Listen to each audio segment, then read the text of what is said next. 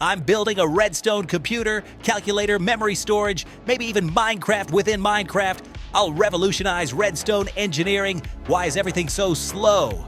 And why does my calculator only show the number 7? Also, I think my computer is causing server lag for everyone. This is more complex than I thought. Ladies and gentlemen, I present the most advanced doorbell in Minecraft history. It took 10,000 redstone dust, crashes 3 servers, but it plays a lovely tune when someone visits. Innovation.